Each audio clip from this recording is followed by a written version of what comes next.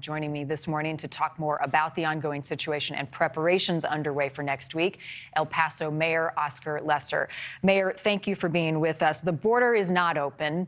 The border will not be open when and if Title 42 expires next week. But is that message being clearly communicated to the migrants right now? And that's a great point, because you're right. The border has not been open and it will not be open, and that's what we're communicating. As the asylum seekers come into our country, they're under the belief that after May 11th, on May 12th, they will get their asylum, and that's not correct. You know, Title 42 will go away, and Title 8 will come into play. Title 8 has been part of the U.S. government since 1940. The difference between Title 42 was for health reasons back in that was put in. Now that's gone away, and every time on Title 42, when you'd come in, you would get expelled and you'd come back without any consequences. Under Title 8, the consequence will be that you will be expelled for 5 years, and if you get caught again, you would not be able to ever come into the United States. Talk about the strain of migrants crossing the border into communities like yours in El Paso and the challenges that has left you with and other city leaders.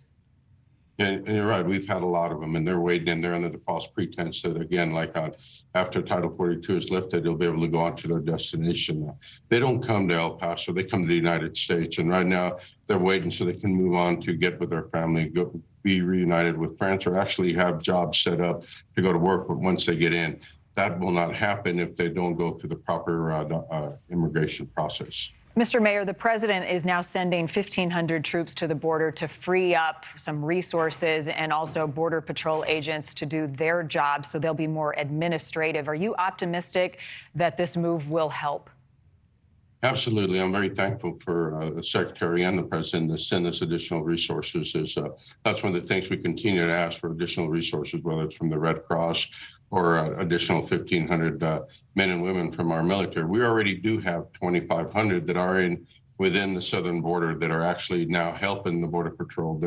They won't be here to administer immigration laws, or actually there'll be a non-law enforcement activities, and that's really important. So it allows the Border Patrol to actually be able to do their job and continue to work to secure the border. Let's talk about what you're seeing on the streets of El Paso right now. I know there has been some debate in your community about no camping ordinances on the streets. Is that being enforced? Well, what we did, we did a state of emergency to allow us to open up shelters. Under the state of Texas, we cannot do sheltering unless it's prepared and for shelters. So we're opening up 2 schools that have been closed. We're going to open the Civic Center that will help us allow us to do that. But until then, we had to put on the state of emergency, no camping, so no permanent structures will be allowed. We go twice a day, and this is really something really important, because we actually go twice a day to clean up the area, because we're really concerned that there's going to be a pandemic as they come across that, you know, they've been sick, they get sick, and they'll pass it around to each other. So it's really important that we protect the citizens of El Paso and also the asylum seekers. So we go twice a day to make sure that we clean up the streets, and that no diseases are shared amongst others that would create some type of pandemic moving forward. Are these shelters being used, and who's staffing them? Well, they're not used yet, because we just declared a state of emergency on Sunday. So now we're looking at NGOs from outside the city to come in and staff them. And that was part of the things. Without the disaster declaration, we couldn't do that. So we're looking at outside NGOs and other agencies that'll help us staff it. Back in December, we did hire 100 personnel that would come help us and work with them. They're still within the city. But as we look at what happened in December and what we're preparing for today, the numbers are a lot bigger. And I keep telling people that right now, the city of El Paso is preparing for the unknown, and we will be ready. Are you overwhelmed? Do you feel overwhelmed with the situation now and the potential of what it looks like next week? Well, you know, there's a lot coming on, but overwhelmed would not be, because you got to be prepared and you need to act. Like I said, I'm thankful for the Secretary and the federal government for the resources they've given our community to be able to be prepared.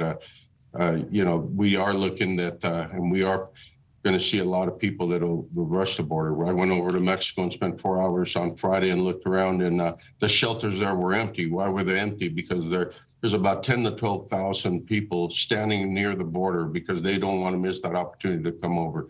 So there's about 10 to 12,000 ready to come over now, and we need to be prepared, and we will be prepared. Do we have the proper resources?